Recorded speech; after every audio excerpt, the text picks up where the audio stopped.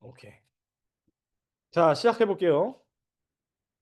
자, 지금까지 내용을 이제 쭉 다시 한번 정리해 보겠습니다. 아주 간략하게. 자, 어디서 시작했죠? 창세기는 하나님에서 시작합니다. 태초에 하나님이 천지를 창조하시니라. 그 하나님이 사람을 지으시고 그 사람에게 이렇게 말씀하시죠. 생육하고 번성하여 땅에 충만하라. 그리고 다스리라. 그 뒤에 에덴 동산에 아담을 두시고 경작하고 지키게 하십니다. 단 선악을 알게 하는 나무의 열매는 먹지 말라고 하셨어요. 근데 이 뱀의 꾀임에, 뱀의 속임수에, 거짓말에 넘어가서 이 하와가 하나님과 같이 되어라는 말을 듣고 그 선악과를 먹게 됩니다. 즉, 이 먹음으로 인해서 지금 아담과 하와는 사실상 죽음이 예비되어 있는 상태, 또 영적으로는 죽은 상태가 이미 되어 버린 거죠. 자, 그러면 벌써 끝났냐? 이제 창세기 시작했는데. 근데 하나님께서는 이 약속을 주십니다. 아담과 아내 그 하와를 통해서 여자의 후손을 주시겠다고 약속하셔요. 그리고 그 여자의 후손이 이 반역, 하나님에 대한 어찌 보면은 불순종을 시작했던 뱀의 머리를 상하게 한다고까지 약속하십니다. 한번 이 구절은 같이 한번 읽어볼게요. 제가 제일 그래도 중요하게 생각하는 구절이니까. 시작. 내가 너로 여자와 원수가 되게 하고 내 후손도 여자의 후손과 원수가 되게 하리니 여자의 후손은 내 머리를 상하게 할 것이요 너는 그의 발꿈치를 상하게 할 것이니라. 이 말씀으로 우리가 이제 앞으로의 일들을 바라볼 거예요. 그래서 아담과 하와 그 아내 사이에 이제 하나님의 도우심으로 가인이 태어나고 아벨이 태어납니다. 여기까지 좋아 보여요. 아, 여자의 후손을 통해 이 약속을 이루어 가시는구나. 근데 바로 그 직후에 아벨을 가인이 죽이게 됩니다. 그 죄, 내가 주인 된 그 죄로 인해 그 죄를 다스리지 못해서 죄가 너를 원하나 너는 죄를 다스릴지니라라고 하나님은 말씀하셨지만 회개하지 않았던 그 가인은 결국 아벨을 죽입니다. 자, 그러면 이제 여자의 후손이 그 또 맥이 끊긴 것 같아 보여요. 그래서 그때 다시 한번 하나님은 셋이라는 이름의 자녀를 아내 하와를 통해서 허락하십니다. 그래서 이렇게 말씀하세요. 마침내 그의 아내가 마침내 기다렸다는 거예요. 이 씨를, 다른 씨를. 마침내 그의 아내가 아들을 낳고 말하기를 하나님이 가인에게 죽은 아벨 대신 다른 씨, 후손을 내게 허락하셨다. 그래서 셋을 낳고 셋도 또 아들을 낳고 에노스라고 했으며 그 셋을 통해 다시 여호와 하나님의 이름이 불려지고 회복됩니다. 그리고 그 셋을 통해서 바로 다음 5장에 아담의 계보가 쫙 나왔죠. 그 계보에 가인은 없었어요. 아벨도 없었어요. 왜냐면 죽었으니까. 가인은 뱀의 후손이기 때문에. 그 셋의 계보를 통해 노아가 태어납니다. 그리고 그 노아에게 하나님은 이렇게 말씀하세요. 그러나 노아는 여호와께 은혜를 입었더라. 이 은혜를 입었더라가 저희 지난주 내용이었는데 무슨 의미였냐? 세상에 죄악이 가득합니다. 사실 노아 역시도 죄악이 가득한 한 사람 중 하나였어요. 근데 그 죄악을 보시고 하나님께서 쓸어버리겠다. 모든 사람을 쓸어버리겠다. 근데 그때 노아에게는 은혜를 입었더라고 말씀하시고 방주를 지으라고 하세요. 자, 방주 길이 기억나시는 분? 길이. 대충 135m. 넓이 23m, 높이 14m. 이 방주를 세 아들과 함께 120년간 노아는 짓습니다. 사실 누가 봐도 미련한 행동이에요. 정말 그 세상 사람들 속에서는 조롱을 당했어요. 왜냐하면 그들은 내가 하나님이 되고 내가 높아지는 길을 택하기 때문에 전혀 다른 삶을 살고 있었어요. 근데 노아는 은혜를 입었어요. 그래서 세상을 다르게 보는 눈을 갖게 된 거예요. 그 미련한 하나님의 말씀이 믿어져서 그 하나님이 명령하신 대로 다 하였다. 꼭 그대로 하여 방주를 짓는 이 은혜를 경험합니다. 그래서 이 노아 덕분에 그 가족들이 그 며느리들이 그리고 또 동물들이 살게 돼요. 그러니까 우리가 사는 길은 은혜를 입은 한 사람을 통해 살게 되는 거예요. 그 사람을 통로로. 그래서 제가 지난주에 이런 질문 던졌어요. 여러분은 은혜를 입은 사람인가요? 여러분은 누군가의 구원의 방주로 사용되고 계신가요? 우리가 그런 질문을 던지고 지난주를 마무리했습니다. 그래서 지금까지 보면 아담, 하와, 노아까지 왔어요. 근데 노아에서 싹 쓸리고 이제 셈, 함, 야벳 이렇게 세 명만 남았습니다. 그리고 하나님이 이렇게 남았을 때 이렇게 말씀. 하나님이 노아와 그 아들들에게 복을 주시며 그들에게 이르시되 생육하고 번성하여 땅에 충만하라. 노아가 뉴 에덴이에요, 지금. 그 1장에 아담에게 약속하셨던 그 약속을 그대로 주십니다. 자, 그럼 이제 또 장밋빛이 펼쳐져야 되는데 오늘 어떤 일이 펼쳐지나 한번 보겠습니다. 바로 노아의 연약함이 드러나요. 9장에. 노아가 포도원을 만들어요. 그리고 그 포도원에서 나온 포도를 통해 포도주를 만들어 마시고 취합니다. 그래서 발가벗어요. 그 발가벗은 노아를 함은 그 죄악을 들춰내버려요. 그래서 그 들춰낸 함과 그 반대되는 셈과 야벳은 그 노아의 하체를 가려줍니다. 그 수치를 덮어줘요. 우리가 창세기 3장 생각해보면 여자가 선악과를 먹으니 어떻게 됐죠?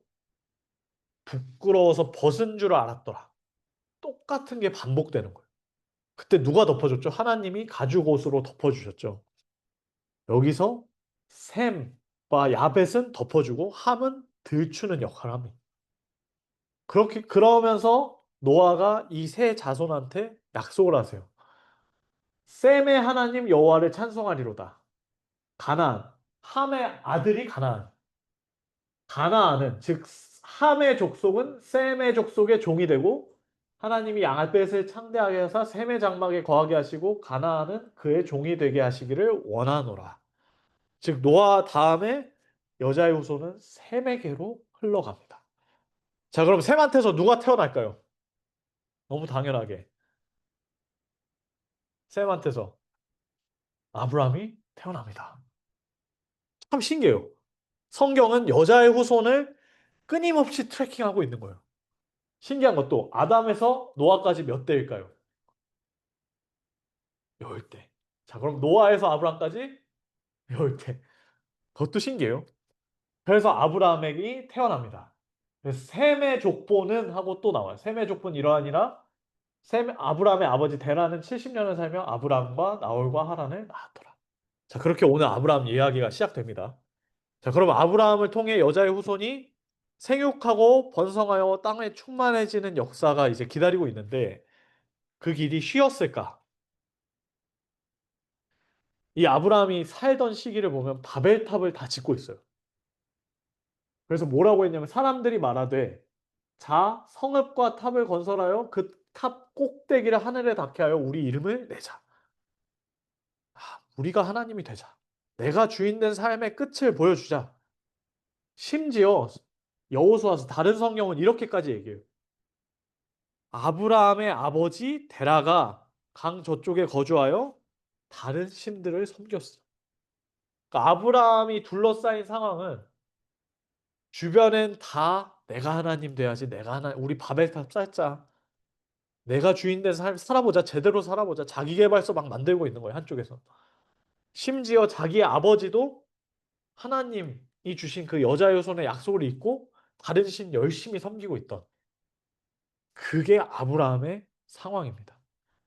그리고 또 여기서 끝나지 않아요. 심지어 아브라함의 아내의 이름은 사레이더라.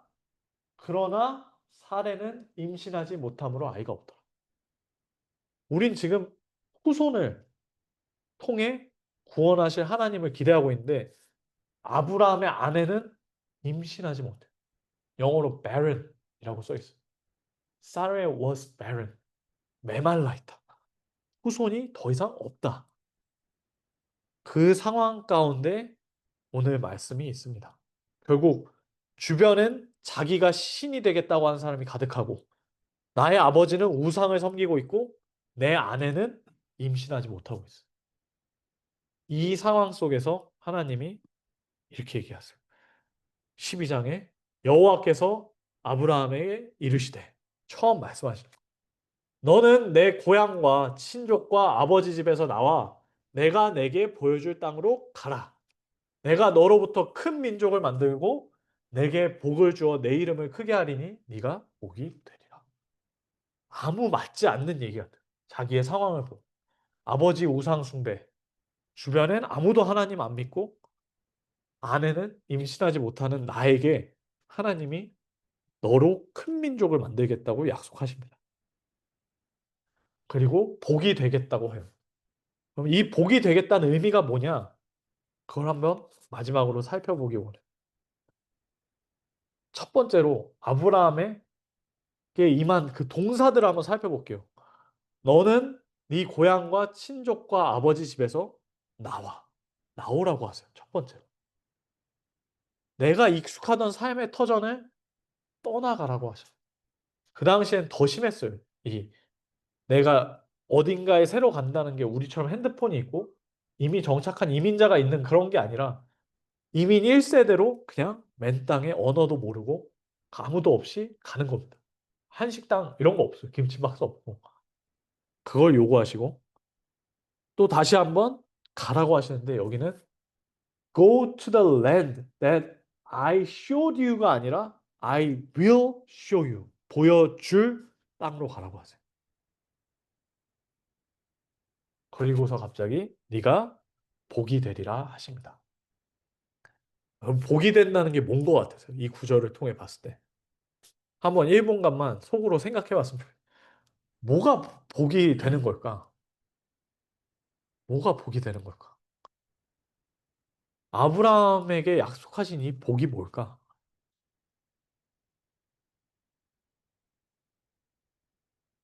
이 말씀을 들은 아브라함이 바로 다음 4절에 이렇게 반응합니다.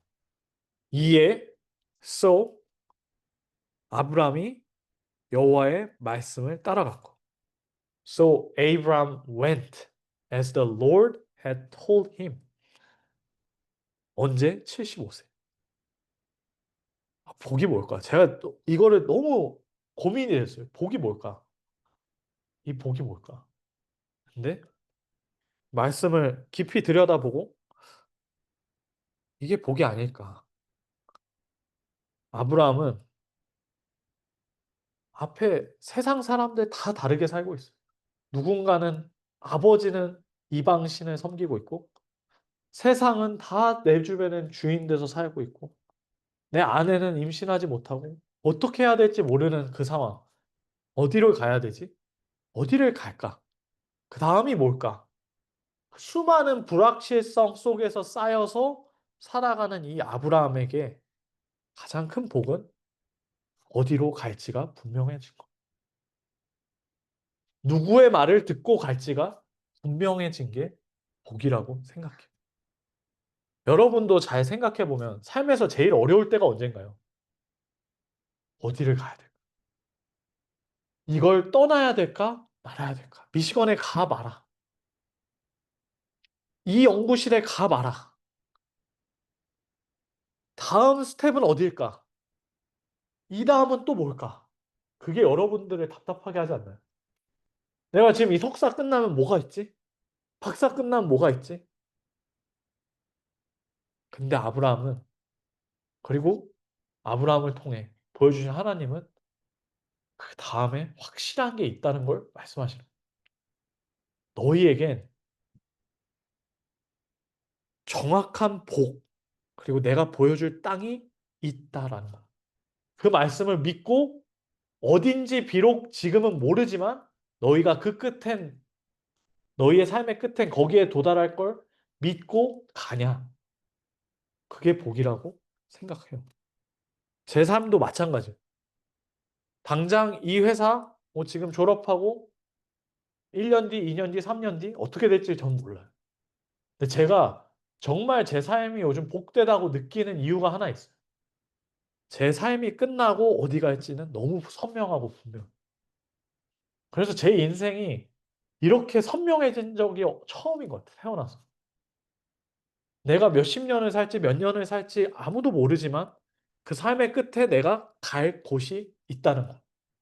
그리고 그 갈 곳이 내가 평생에 갈 수 있는 어떤 것보다 온전하고 훨씬 좋은 곳이라는 걸 믿는 믿음이 있다는 게 제 마음을 정말로 평안하게 만들고 충만하게 만들어주더라고요.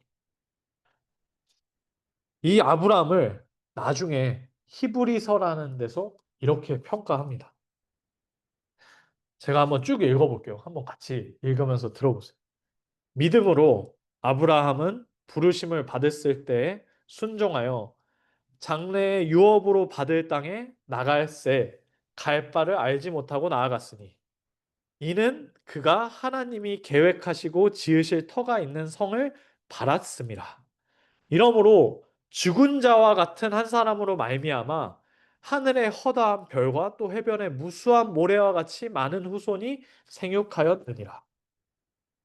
그들이 이같이 하는 것은 자기들이 본향 찾는 자임을 나타냅니다. 그들이 떠나온 본향을 생각하였더라면 돌아갔을 수도 있었으나 그들이 이제는 더 나은 본향을 사모하니 곧 하늘에 있는 것이라. 이러므로 하나님이 그들의 하나님이라 일컬음 받으심을 부끄러워하지 아니하시고 그들을 위하여 한 성을 예비하셨느니라. 이 말씀이 너무 마음에 크게 다가오다.